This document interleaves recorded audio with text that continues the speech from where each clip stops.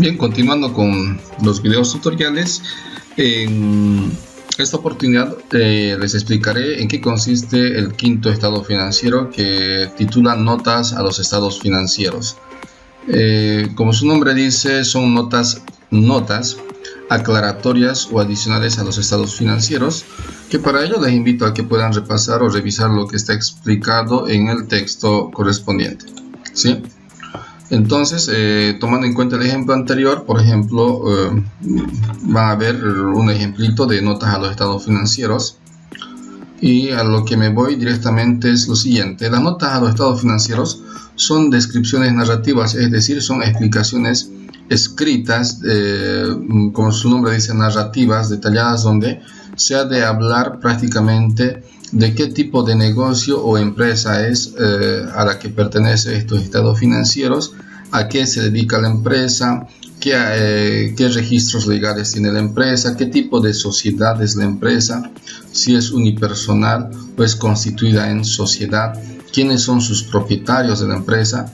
Asimismo, ha de exponer una serie de cuadros en beneficio de los usuarios, es decir, sirve como una forma de información adicional para su interpretación de estos estados financieros, en ese sentido, lo que vamos a ver directamente es un ejemplito, y este ejemplo que lo voy a describir lo tenemos en el texto. Si ustedes pueden observar, lo tenemos en el texto, y también lo tengo por si acaso acá en el documentito que yo lo tengo elaborado, ¿sí? Entonces, por ejemplo, estamos hablando de la empresa comercial Andrés Limitada. Estamos hablando de la empresa comercial Andrés Limitada, elaborado indicando obviamente a qué fecha de cierre, tomando en cuenta que es el 31 de diciembre del 2015, el encabezado, la actividad, la dirección, etcétera, etcétera. Por lo que, como les decía, son descripciones narrativas. Fíjense acá, por ejemplo, va indicando: Comercial Andrés Limitada es una sociedad constituida es una sociedad de responsabilidad limitada según la escritura de constitución. Asimismo, va indicando que es esta sociedad así. Entonces, asimismo va indicando, por ejemplo, el registro ante el Servicio de Impuestos Nacionales, y aquí se puede ir describiendo todo lo que corresponde a la constitución y actividad de la empresa. Por ejemplo, acá indica: la empresa es una sociedad que se dedica a la comercialización. El objeto de la empresa es la comercialización de materiales de construcción, en general artículos de ferretería, equipos, materiales de fontanería y calefacción, etcétera, etcétera. También indica el domicilio del negocio, ubicado en calle FAM 23, entre Camiri y 15 de abril, que forma parte de la primera sección de la provincia del Gran Chaco, del departamento de Tarija. Asimismo, va indicando quiénes son los socios que forman parte de esta sociedad y cuál es su grado de participación, por ejemplo. Y por otro lado, indica en las notas a los estados financieros qué políticas o qué procedimientos, va indicando qué procedimientos se ha aplicado, por ejemplo, qué criterios contables, qué normas contables se aplicó para la elaboración de los estados financieros, ¿no es cierto?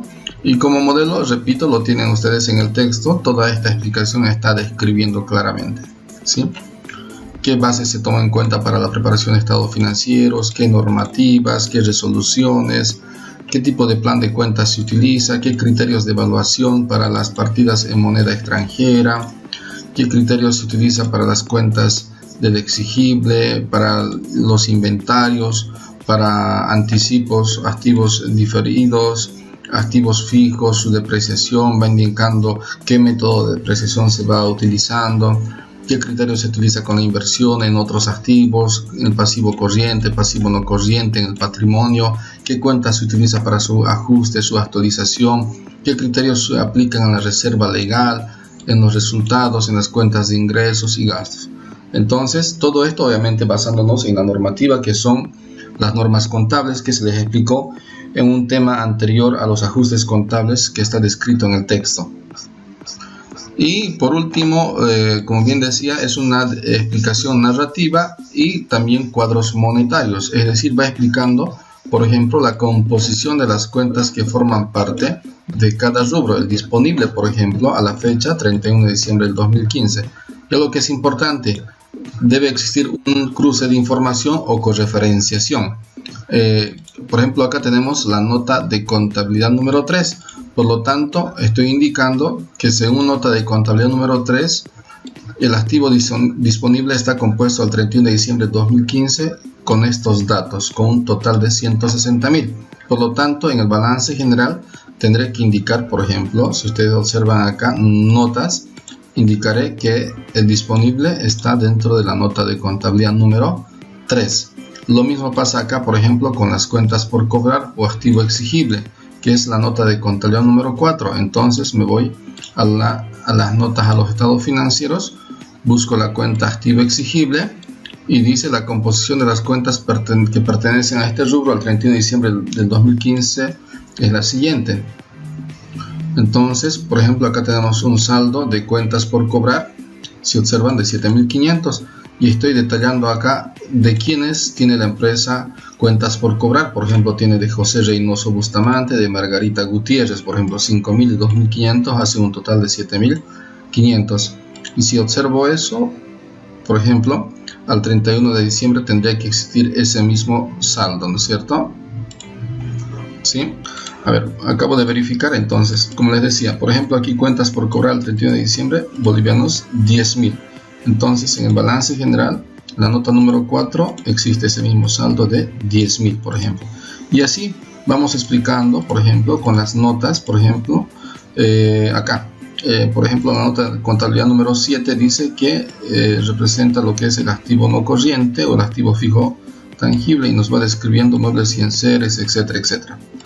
Y a ver, vamos a observar la nota número 7 y dice claramente acá activo fijo, y el activo fijo está compuesto de esta forma: muebles y enseres al 31 de diciembre del 2015, depreciación acumulada muebles y enseres.